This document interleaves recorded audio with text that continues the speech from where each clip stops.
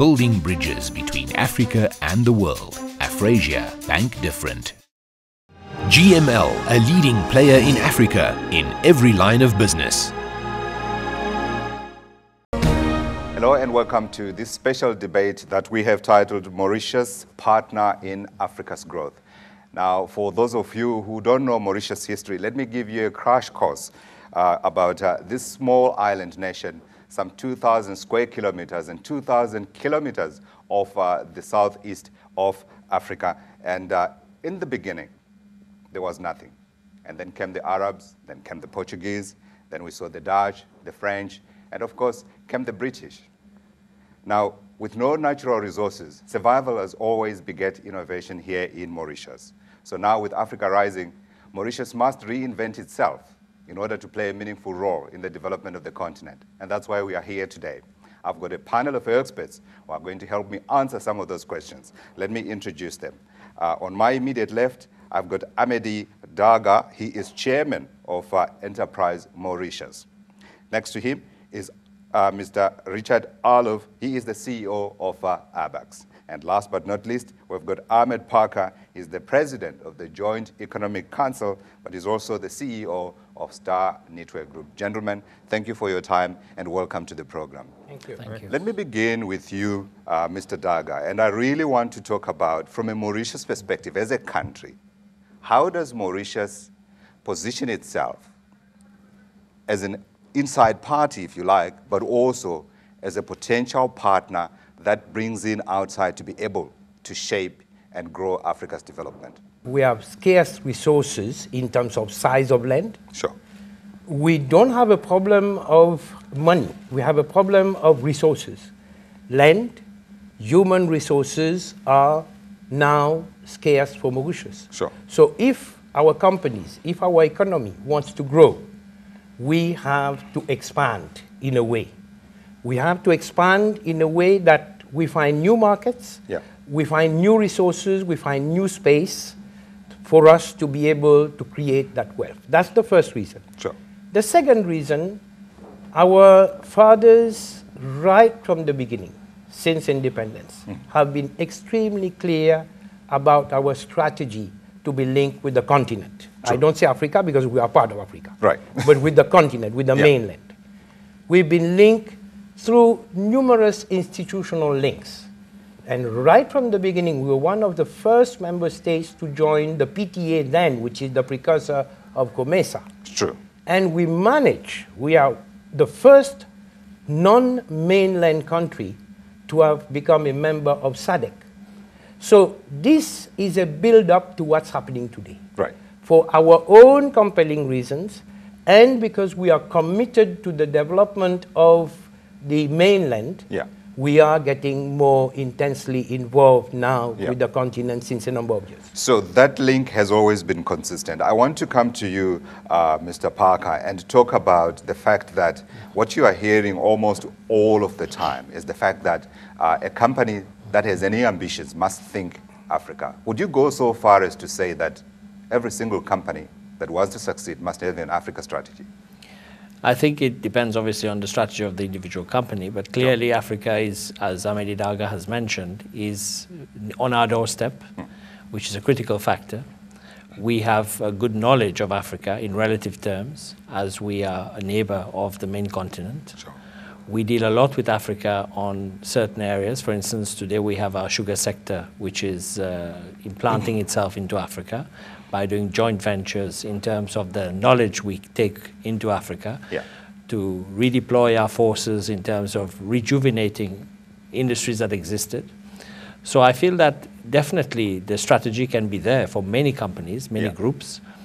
But I think Africa is not, it's just we can't just say Africa is like it's a new horizon with unlimited potential without risks. Absolutely. We as investors or other investors have to look at, first of all, and that's the strength of Mauritius. I think the reason Mauritius is always used as a reference in Africa is we have the necessary framework in terms of the laws that apply, the rule of law, the recognition of political transition, which I think investors look at, because an investor has to be sure if he invests in terms of infrastructure, real capital, it's not for 1 year or 2 years. Absolutely. It's for many years. But I think we must also recognize there has been progress on that front, though those concerns remains. And I think we need to discuss what remains to be done and what remains to be sorted out. Richard, I saved you for last because I wanted first to hear from the state side. I also wanted to hear from the joint private sector side. Now, you're an operator, and so you can critique for me the strategies, whether they are working or not. From your perspective, from what you see so far, first of all, if you can help me with the government side,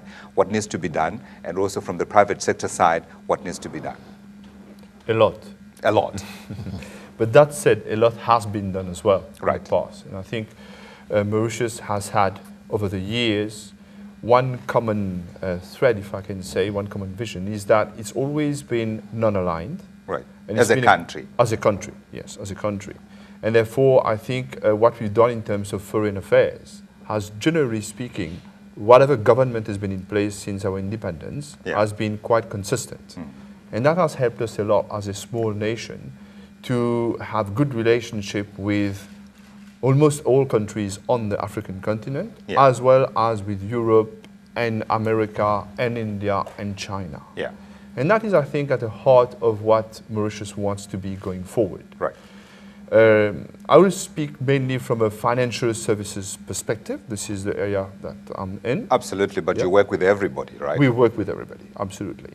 And from that perspective, I think if you look at the growth of a continent in history, you look at the growth of the US, you look at the growth of Europe, you look at the growth of China and of Asia, what we're seeing, there's very often a small country, a financial center, a business hub, which helps and facilitate this growth, because somehow foreign direct investment is important to help a place to grow. It is. And if you take New York, I think New York has played that role for the US. Right.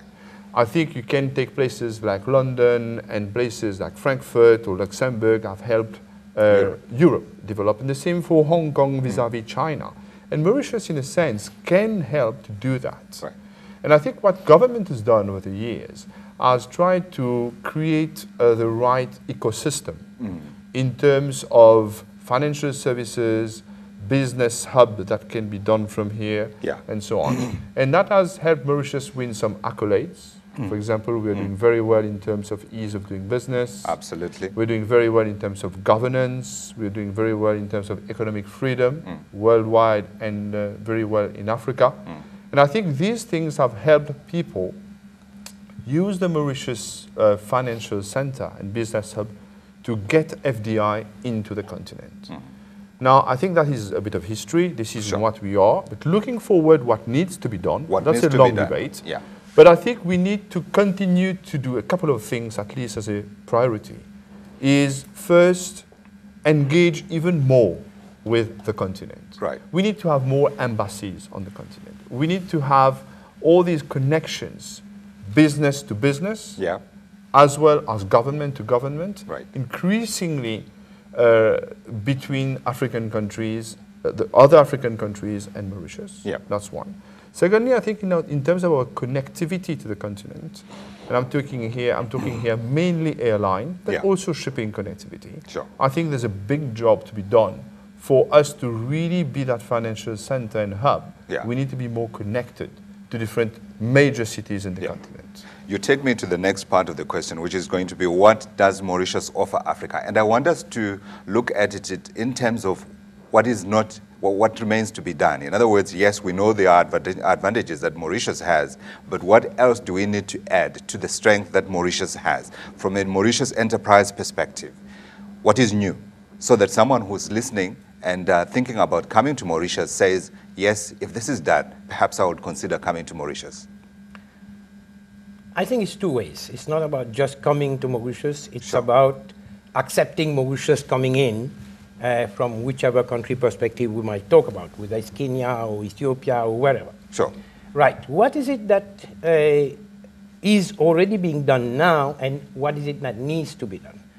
One, there's a lot happening already in terms of concrete brick and mortar investment, in terms of portfolio investment, in terms of companies from the continent using the Mauritius jurisdiction to do business elsewhere, to invest in other African companies, in terms of companies in Mauritius providing services on the continent, a lot is already happening. Sure. Even in terms of African students from the continent coming to study in Mauritius. Yeah. All this is happening. However, as was just done, we need to now intensify, that's one, intensify the relations, bring more relations between the business. So you are agreeing with him that we need more embassies on the African continent from a Mauritian perspective? Absolutely. We need to have more diplomatic antenna on the continent.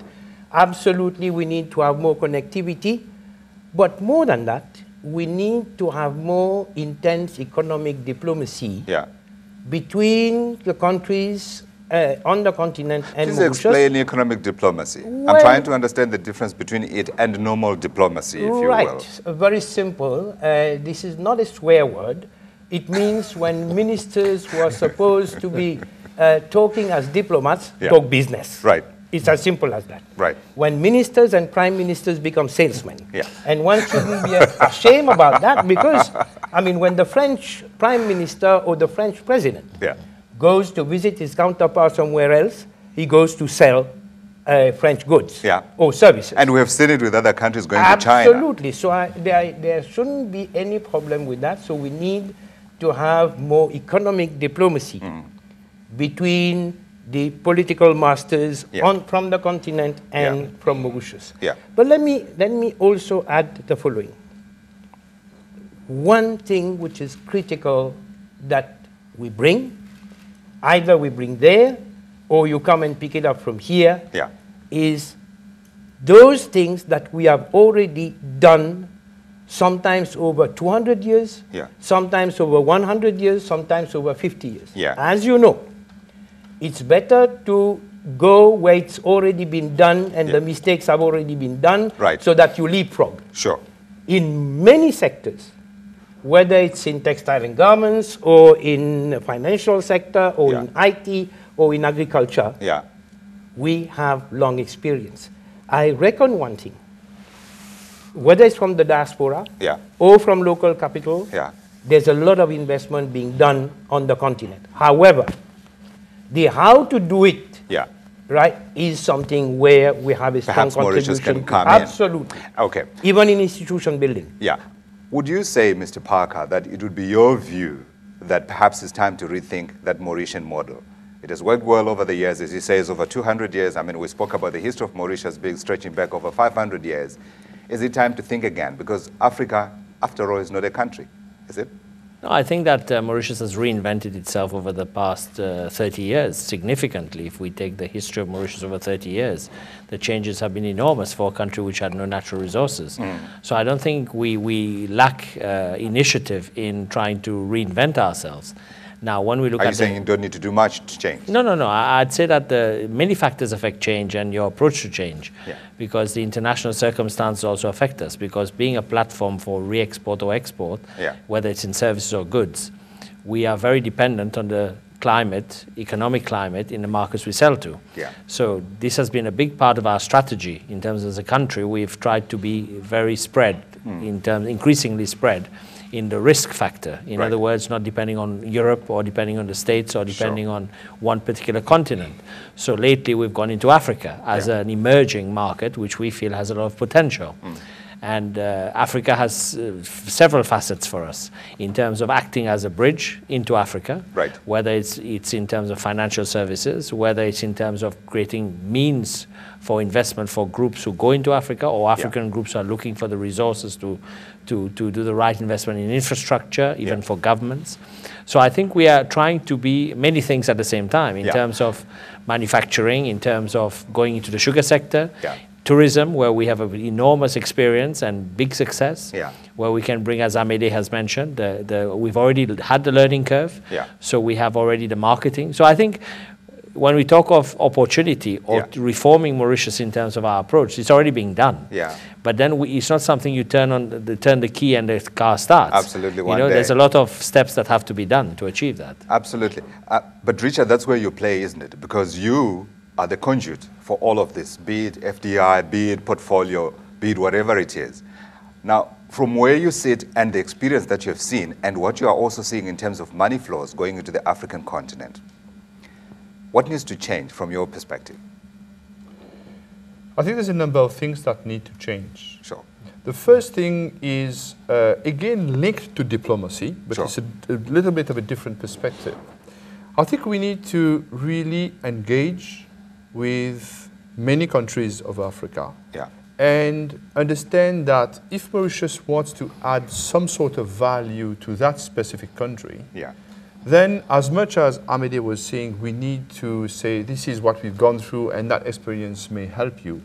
But we must not be seen as knowing everything. We must not be seen as giving lessons. That was going to be one of my questions to you, actually, but go on. Really? Yeah. So I think that is very important because I think you mentioned it. Each country has got its own specifics, and we need to compose with that. We've got our experience, and we can help the country, but most importantly, the country must feel what's the win for me. So in certain cases, in the past, Mauritius has, for example, negotiated treaties with countries, but we've not negotiated a cooperation agreement with a country. So negotiating a treaty, like a tax treaty, for example, sometimes is seen as, okay, you're negotiating the tax treaty, but all the taxing rights are with Mauritius, which is not what we want.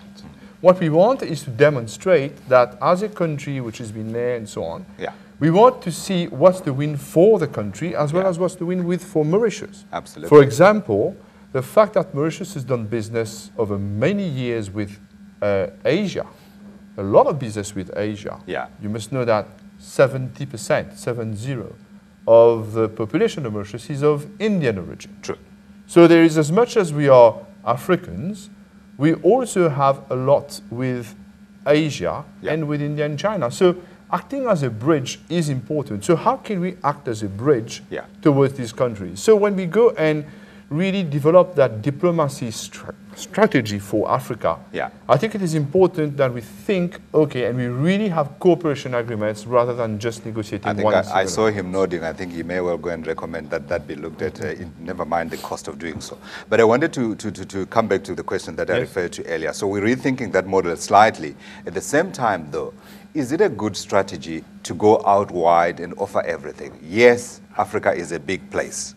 56 countries, territories. I mean, we can speak about the Sahara Arab Democratic Republic. We can speak about Somaliland and all those other places.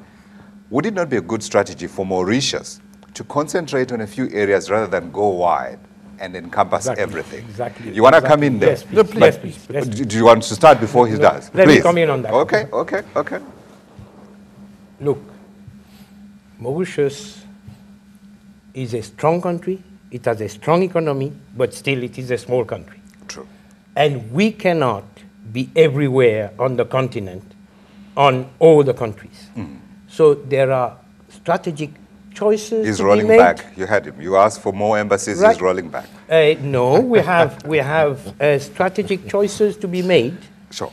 And in a way, those strategic choices have been made. But you cannot have one strategy that fits all sectors.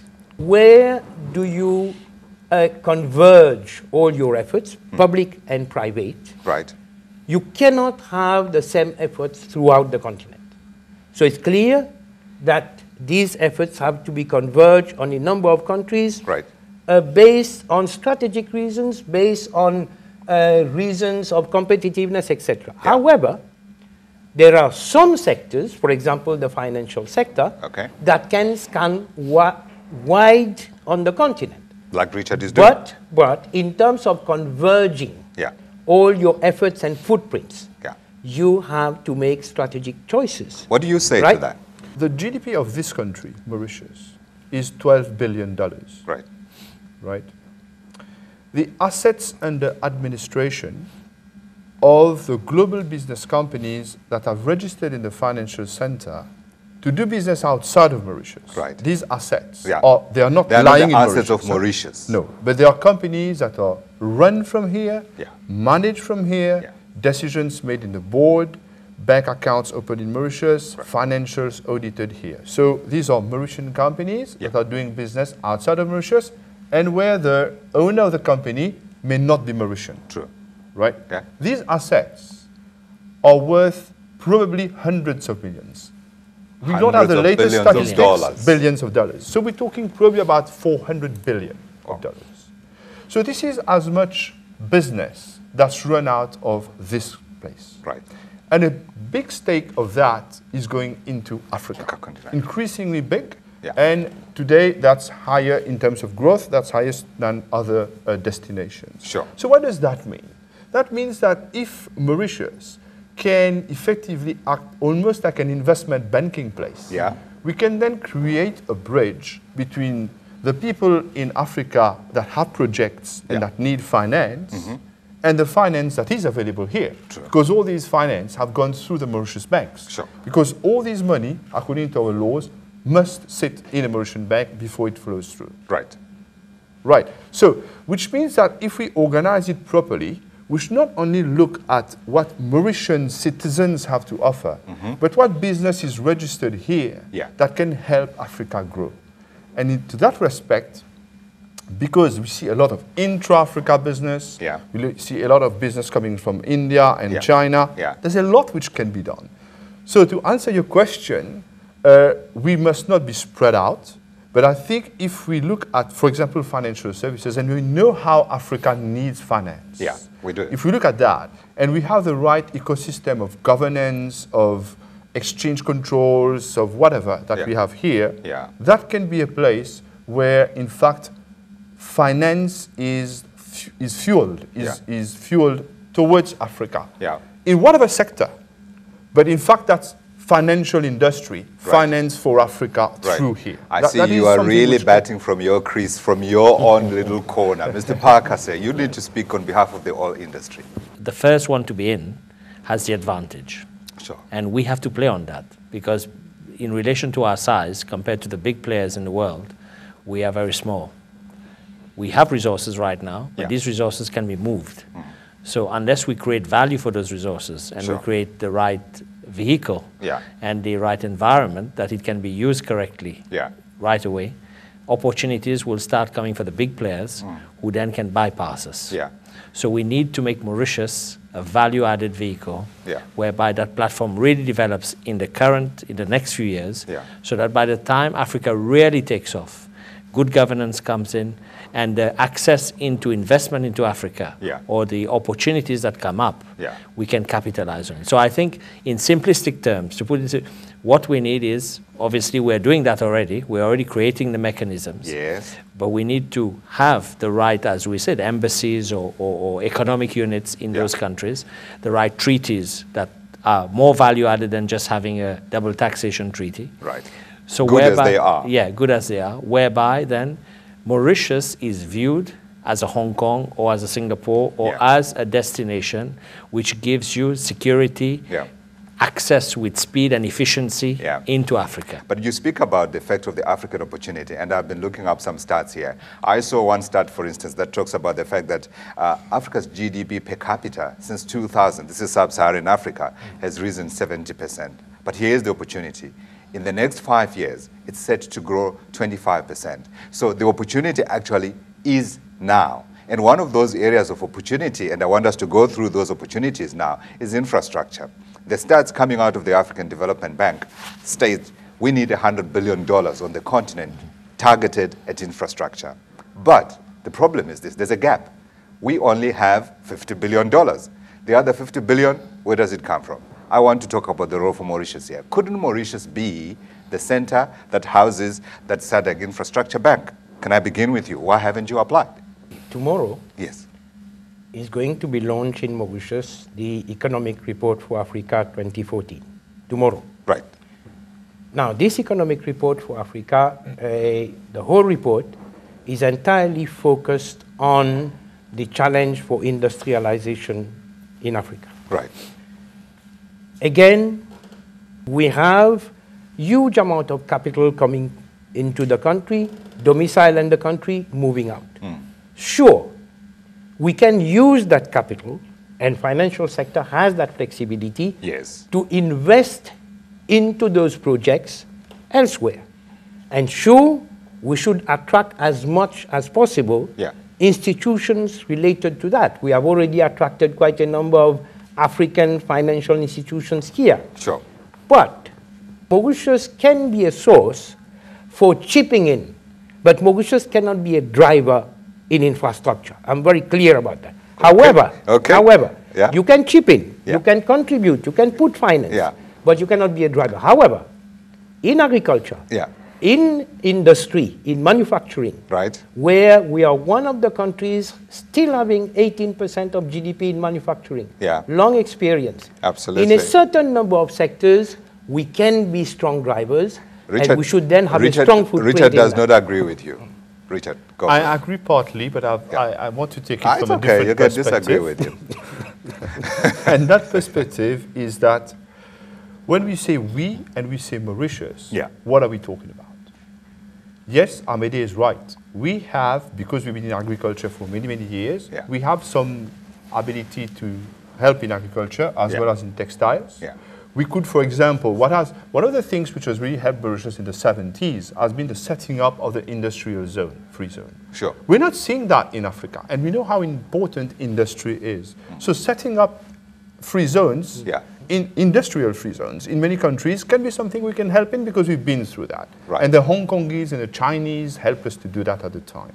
But what I'm saying is that look at that infrastructure fund you're making. We don't have, and Amede is right, we don't have the competence really for infrastructure.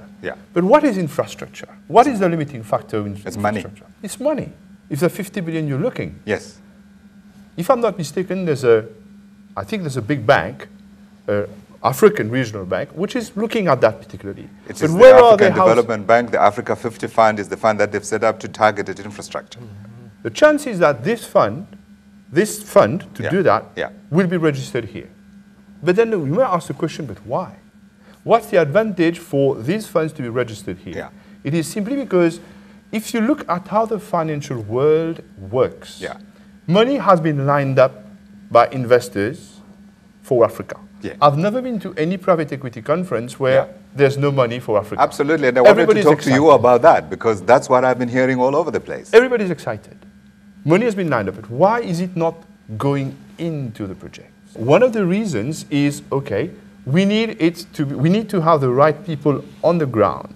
We need to have the right governance on the ground to make sure that this money is going to be applied correctly. Sure.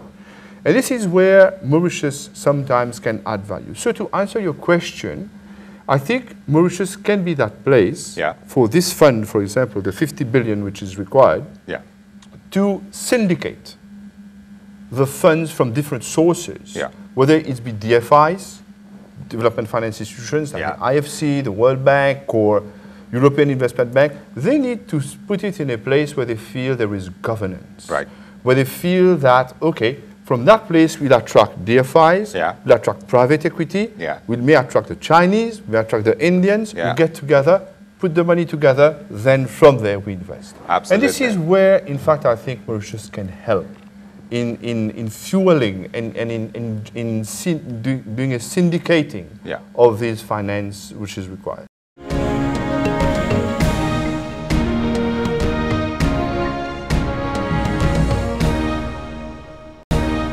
Got an audience here with me. Before I go to it, I ask them to sharpen their pencils and minds so they can join us in this debate.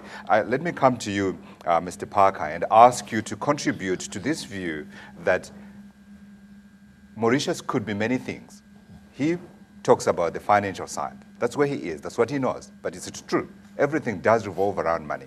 But the opportunities around the continent are many. We always talk about the fact that you have got Zambian copper leaving African shores to go to China, to come back, having joined up with South African iron ore to become a finished product.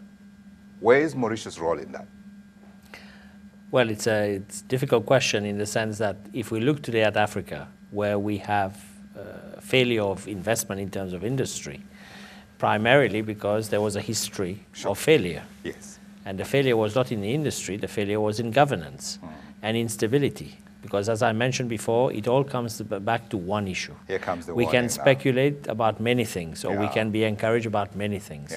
But till we have visibility of political stability, good governance, proper frameworks of protection of the investor, people are cautious. And this is why when you look at the growth is a lot in the financial services sector, right, because it is probably easier to manage the risk. Sure. Than if you are a manufacturer where you have to invest in putting up a building, you need to ensure as well, it's not only setting up a factory.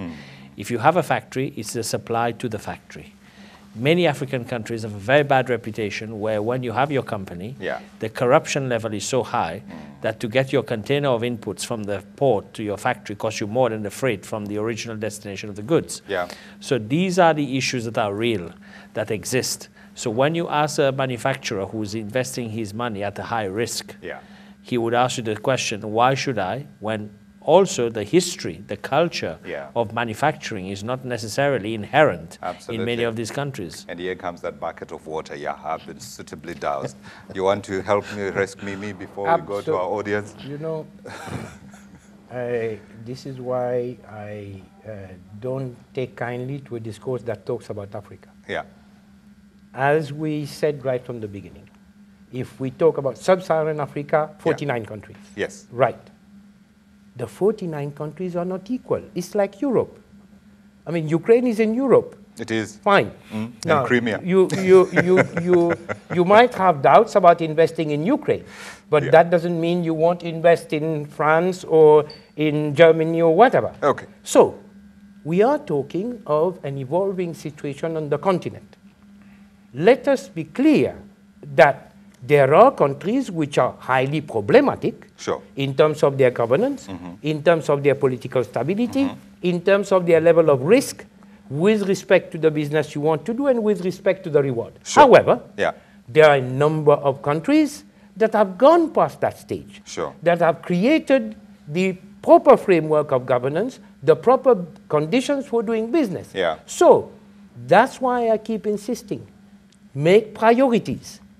And our priority should be to work with those countries that have already reached the point where we feel at ease doing business.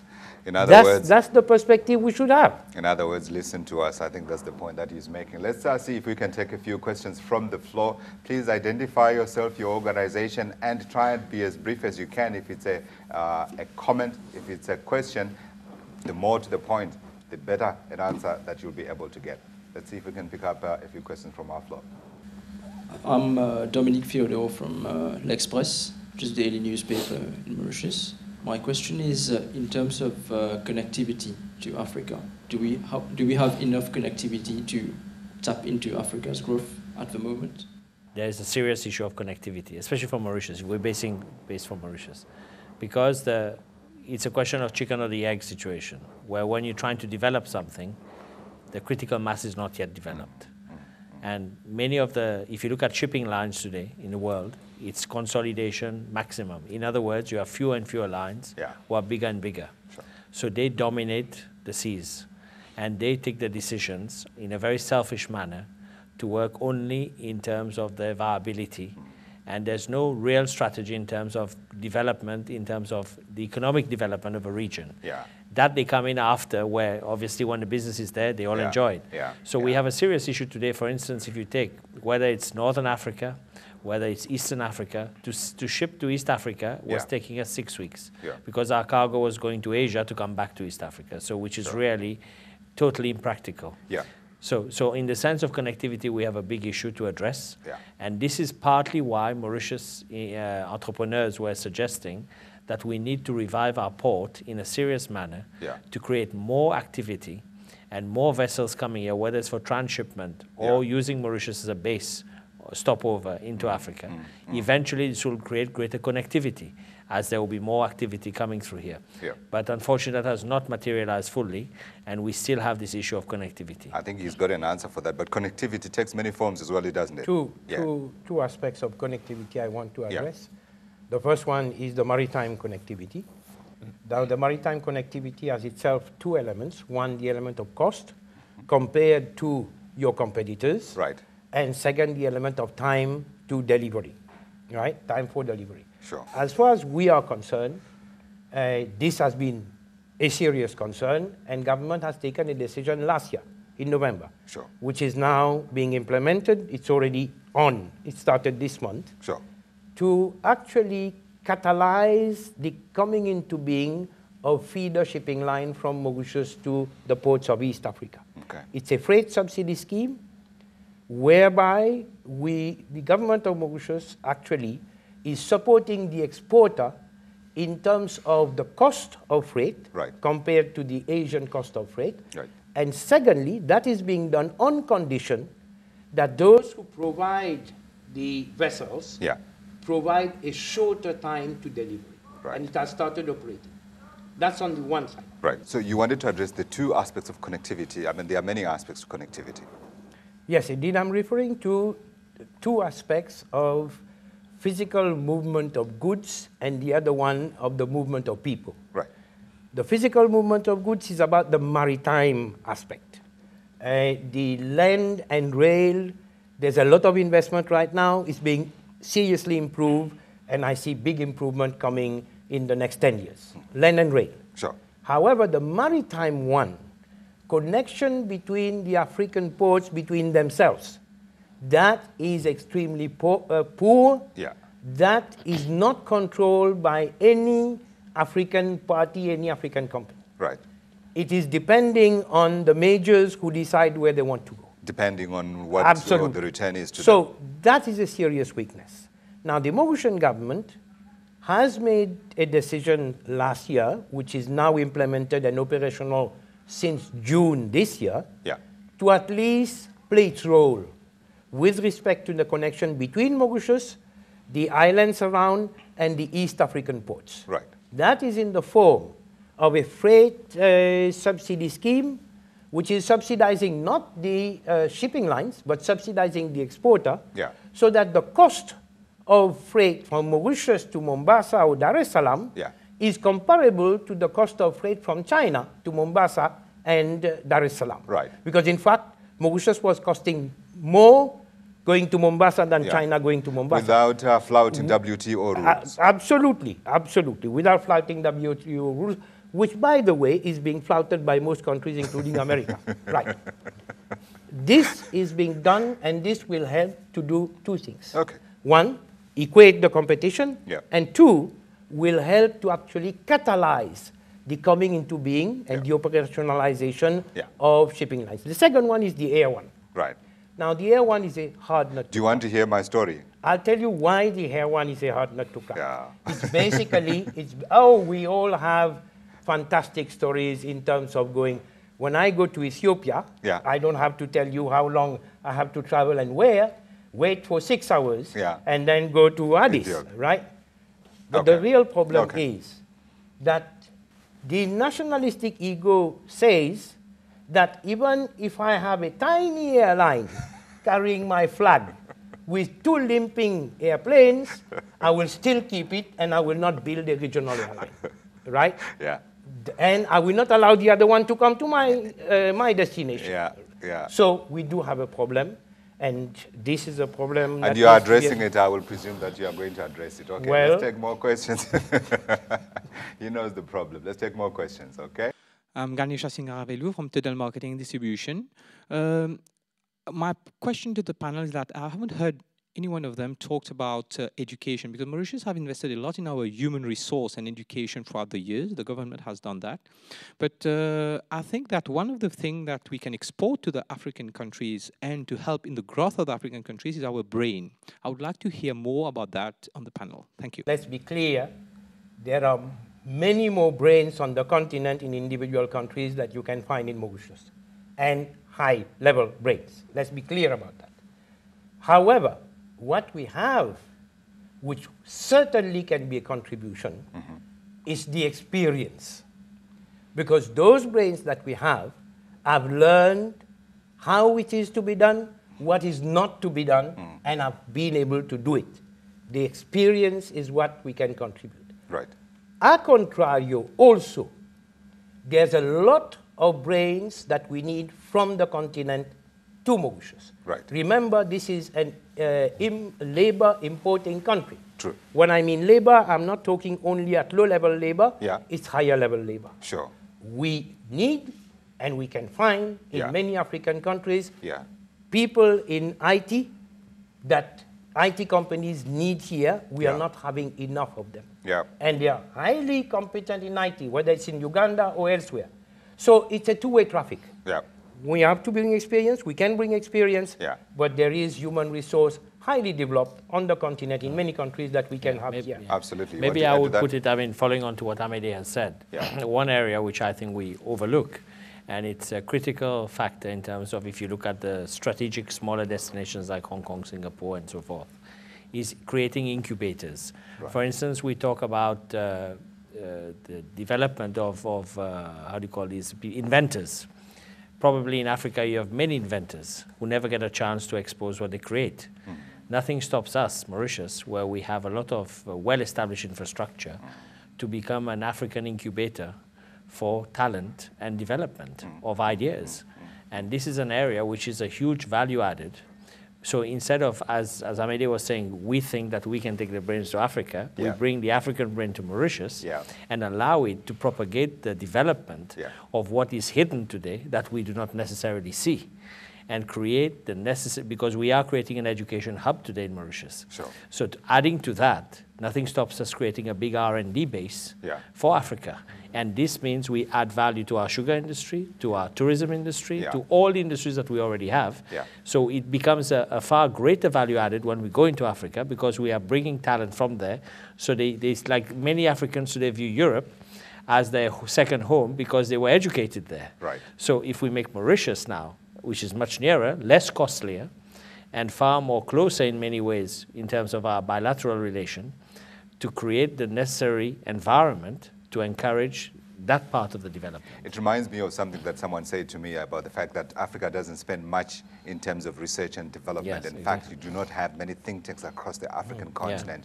And yet there's a huge need when you look at it for the continent, especially now as it grows. But I wanted to touch on something else that we spoke about, which is the role of manufacturing. We speak about the fact that Africa does need to trade with other countries outside of the usual raw materials being shipped off.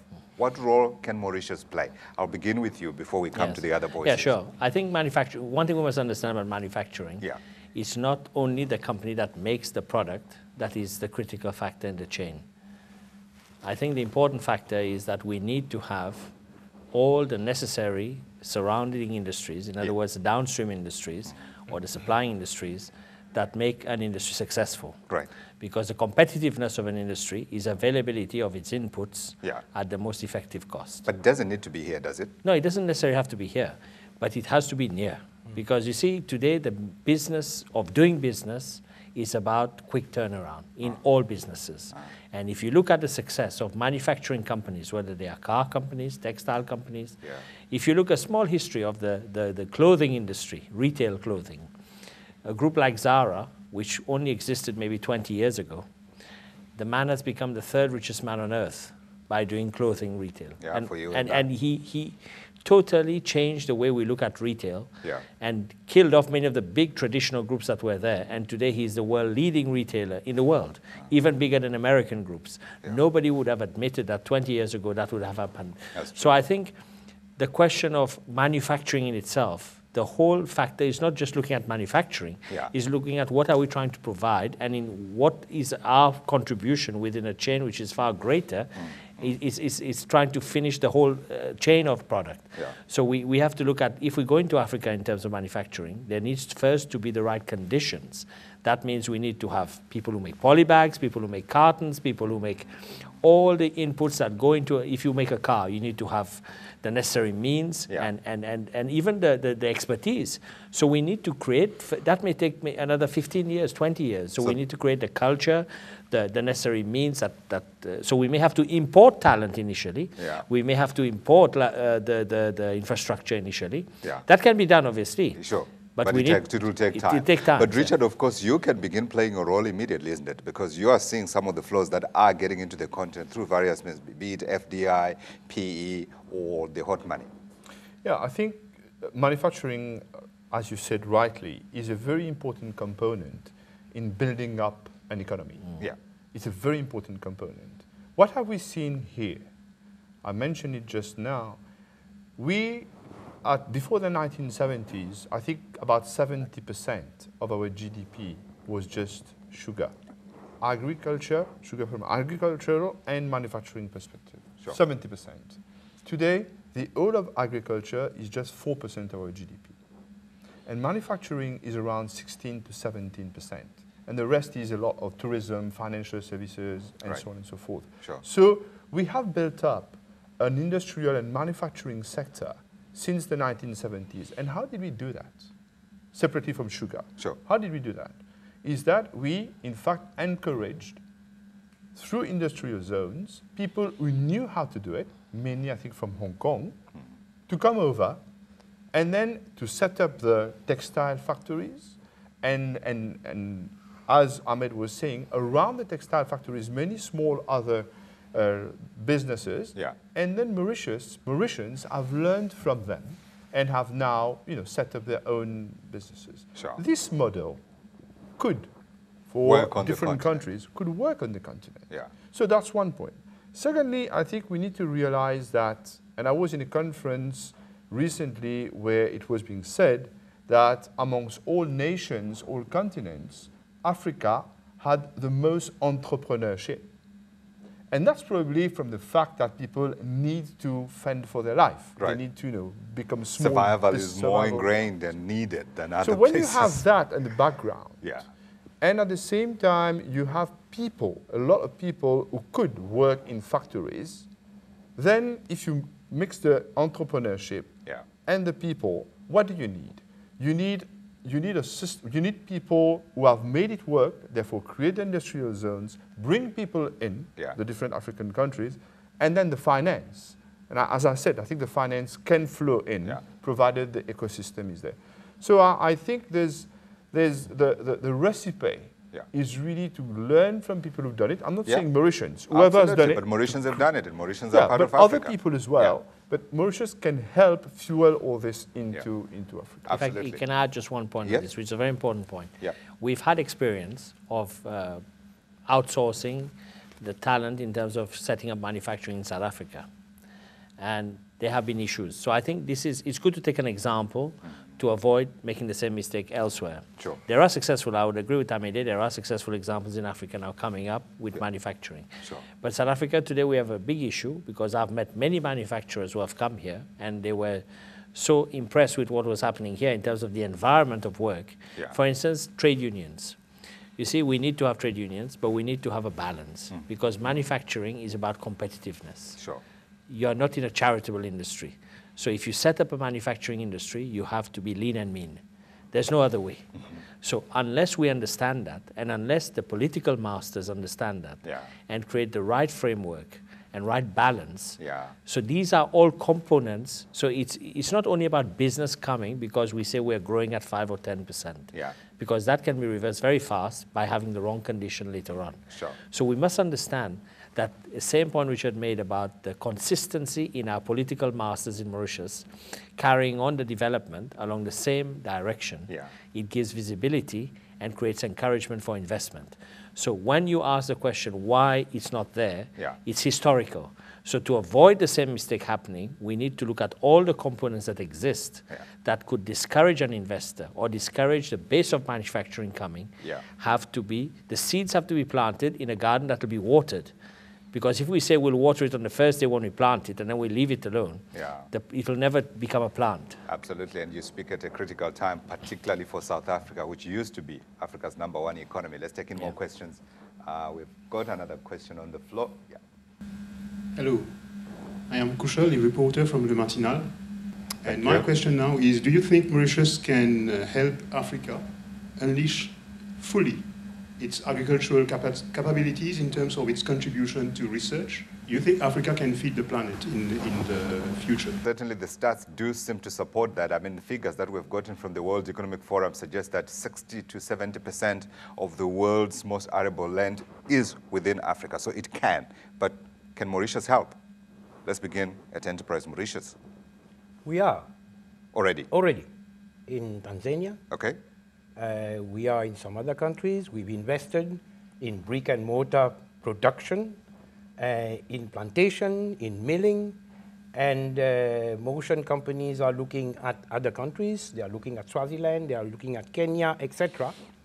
But also, certainly, there are serious funds that are flowing into companies through Mauritius and that are now established in agricultural development in about 15 different countries in Africa from Mauritius. So we are, and we can seriously do much more.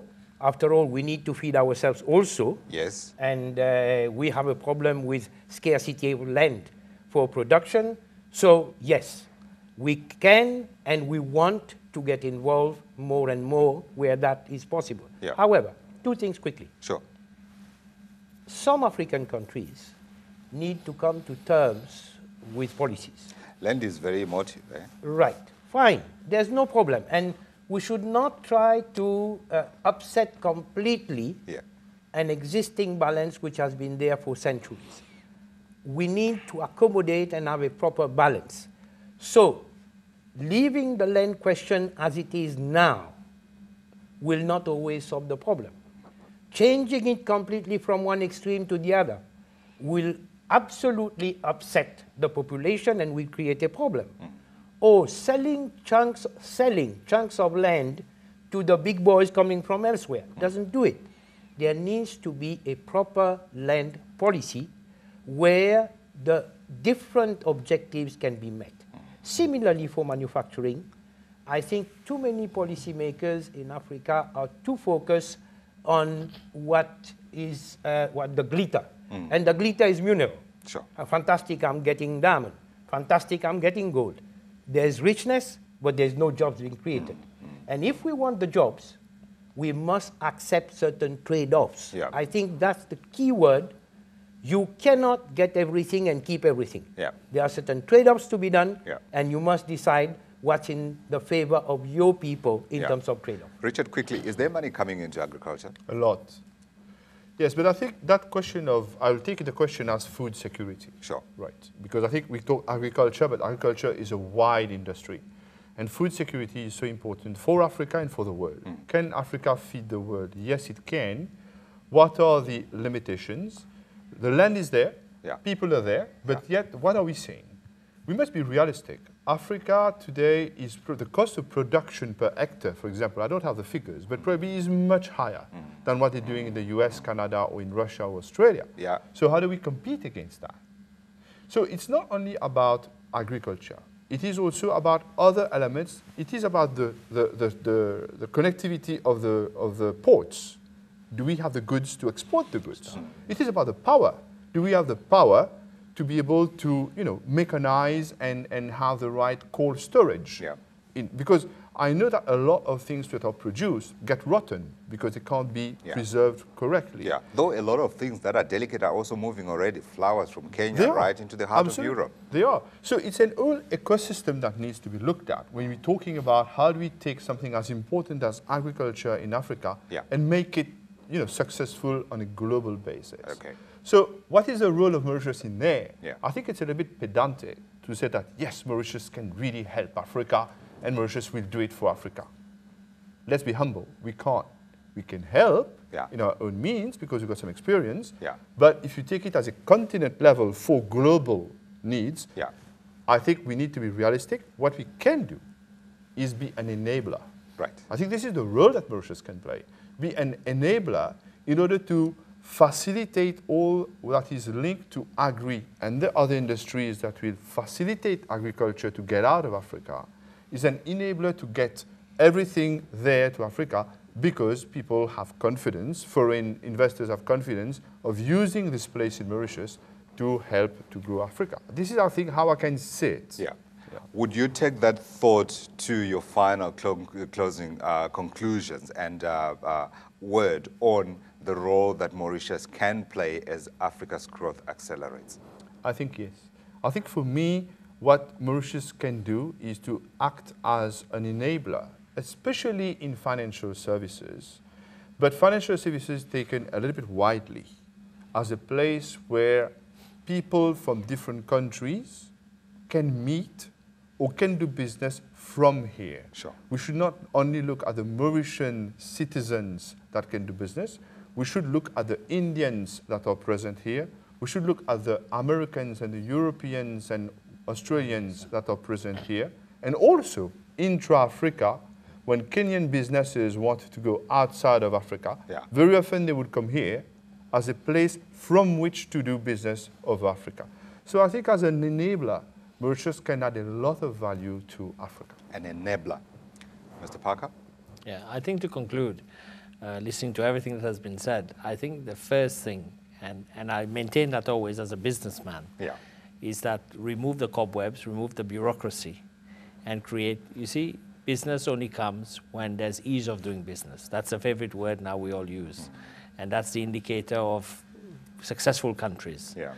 And I think till we achieve that, and that is when you do that, when you create the ease of doing business, everything falls into place. When you mention Kenya, success in agriculture, it's not overnight. Kenya has had stability in its agricultural sector. It has had the expertise within its own people in supplying Europe for years and years, because the particular group of people in Kenya who do agriculture have been, that has been their strength. And no one has touched that because they've recognized that. So I think the reason for success is the consistency and the ability for them to grow and succeed. And this has led to their success. So I think that's an example for us to translate into the rest of Africa. But coming back to Kenya, just a concluding remark. Sure. If you do business from Mauritius into Kenya, which, for instance, I'm doing in one area, it is so complex to get paid from Kenya because the rules of exchange are so complicated. And even when you export your goods, we are part of the same trade agreement, you need to get so many compliances done, which is beyond even the US, Europe, or any other country in the world. So we wonder if these standards are not purely barriers to trade, rather than encouraging. So I think we need to address these issues also, and until we do, I think the growth rate that we expect and the development that we expect and the success of Africa that we expect will take longer.